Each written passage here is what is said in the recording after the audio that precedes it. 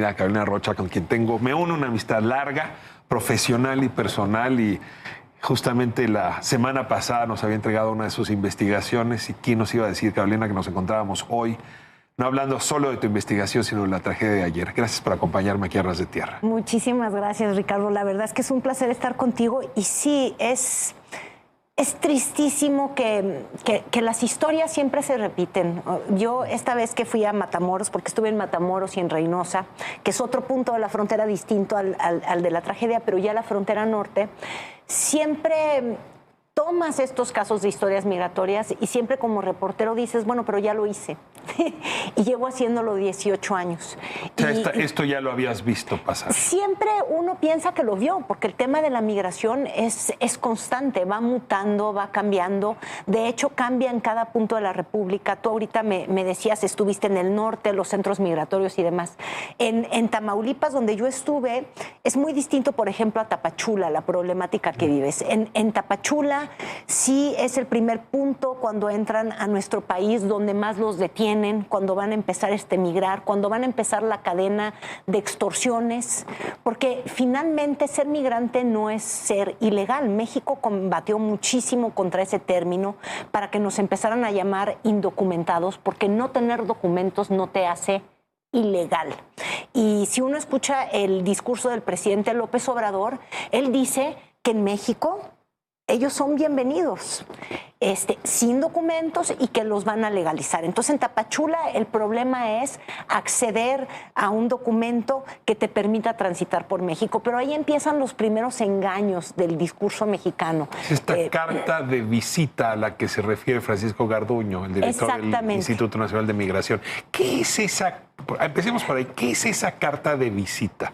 Pues es un papelito, porque eso es lo que es, para que puedas estar en México, pero ahí empiezan todas las, pues sí, los engaños, lo quiero llamar de esta forma, porque les entregan algo a los migrantes y ellos primero piensan que es para poder transitar por México, pero luego ven con lupa el detalle, y puede ser que en esta ocasión te den algo para estar a tantos kilómetros a la redonda. Claro. Es decir, solamente Tapachula y no cruzar al país. Entiendo que este es el tema principal. Es decir, te entregan esa carta para que te quedes en México, que es lo que se conoce como el programa Quédate en Casa, no podemos negarlo.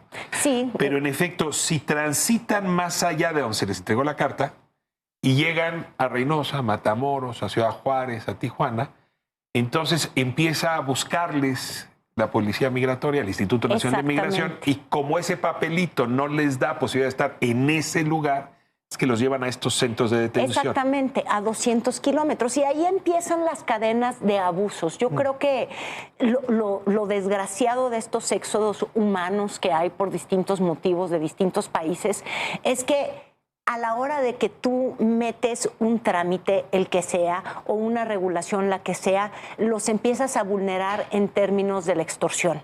Porque entonces llega la autoridad migratoria y dices que son 200 kilómetros, dame 100 pesitos, y los empiezan a extorsionar.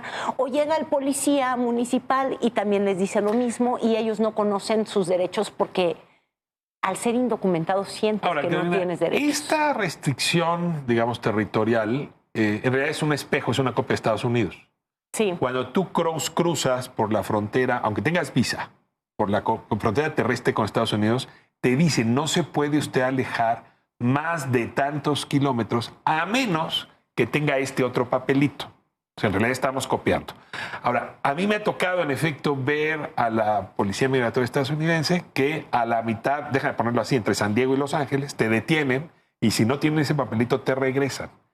Entiendo, no sé tú cómo lo habrás analizado, pero que eso es lo que estaba pasando el lunes en la noche.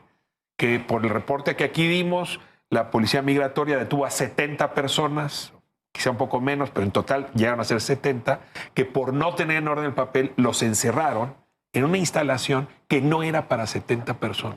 Y quién sabe si por no tener en orden el papel, por eso te decía que son distintas circunstancias. En el trayecto hay muchas detenciones por no tener en orden el papel y la verdad es que la mayoría no lo tienen porque tendrías que esperar meses y te está sosteniendo tu familia o te está sosteniendo con lo poquito que te da la gente en la calle. Entonces, porque administrativamente México no está pudiendo, y yo creo que ningún país, con los flujos de personas que llegan. Cuando tú llegas al norte, que esto es lo que me pasó en Tamaulipas, ya es otra la dinámica. Ya llegaron al norte, es como si fuera un estacionamiento y es una espera chicha para que el CBP One, que es la app de Estados Unidos, les diga sí, te voy a probar y puedes cruzar a que yo te dé una cita. Allá los molestan mucho menos por ningún papel, porque como te decía yo, es un estacionamiento. Lo que sí pasa es que mientras esperan, tienen que comer, tienen que vivir. Algunos lo hacen en la calle. Por ejemplo, en Matamoros hay este campamento en lo que alguna vez yo creo que fue como una ciclovía, un centro de ocio para las personas, para los que viven en Matamoros, que ya fue como invadido por el albergue migrante. Entonces ponen tanques de agua para que se puedan bañar, cocinas que ellos ponen a la intemperie, o sea, hay falta de higiene, todas estas condiciones terribles en las que viven, pero no los molestan mucho. Tampoco en Reynosa, y están los albergues. Entonces, ya no es la persecución migratoria. En Reynosa, cuando yo estuve, que tú presentaste esa historia, a mí me decían ellos, vamos a salir a trabajar. Salir a trabajar era salir a una esquina con un letrerito que dice, soy migrante, dame una moneda. Yo tengo entendido por los reportes que hemos estado escuchando que lo que pasó ahí en Juárez es que andaban con estos letreritos y en México se está convirtiendo muy complicada esta coexistencia con lo que muchos en sus ciudades sienten que es como una invasión. De pronto, por ejemplo, en Matamoros les tomaron lo que era su parque, donde iban la gente local con sus carriolas a pasear, pues no, ya es un campamento migrante y perdiste un espacio. Y se están creando estas dinámicas xenófobas que yo sí logré observar, donde están las necesidades de una comunidad que se siente invadida por estos flujos, porque son por miles, y los otros que están soñando con cruzar. Entonces, yo creo que hubieron muchas demandas o muchas denuncias ahí en Juárez de ¿por qué están en mi esquina? Siento que son hombres, ay, van a molestar a las mujeres, y con ese pretexto los encarcelan, porque no hay otro término. O sea, tu lectura es el Instituto Nacional los encarcela y luego corre el rumor de que los van a devolver al sur. Y te pregunto, a partir de tu experiencia, si te tocó ver eso. Es decir, porque yo no tenía información de que en la frontera los subieran a camiones y los regresaran al sur. Había visto que entiendo que esto es lo que los alteró y por lo cual los ánimos se caldearon al punto del incendio. Digamos, estamos reconstruyendo una historia que no está completa. Que no está completa. Pero tú sí tienes una mirada cercana. ¿Te había tocado ver eso? La mía fue esta sorpresa, porque yo misma, cuando hablé con las autoridades migratorias del Instituto Nacional de Migración en el norte, es que los dejan ser, porque como que ya llegaron. Te digo que es como... El migrar es una tortura por fases. Primero un país, ¿no? Los que vengan de Venezuela. Entonces, un país, una selva, un lugar peligroso como Honduras. Bueno, Salvador Bukele dice que ya no hay mar. ¿Me entiendes?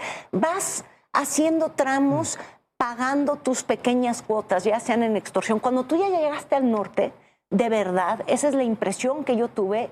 Es solamente esperar a que CBP One responda, porque además hay muchos albergues y hay muchas organizaciones de la sociedad civil que les ayudan con alimento, Ahí la preocupación es cómo le hago para conectar un celular, porque necesitan de sus celulares para poder tener la cita en Estados Unidos. Un cibercafé. Exacto, y estás en la calle. Ahora, déjame darte la vuelta. Las autoridades, ¿no? Me llamó mucho la atención, Carolina, lo que sucedió ayer.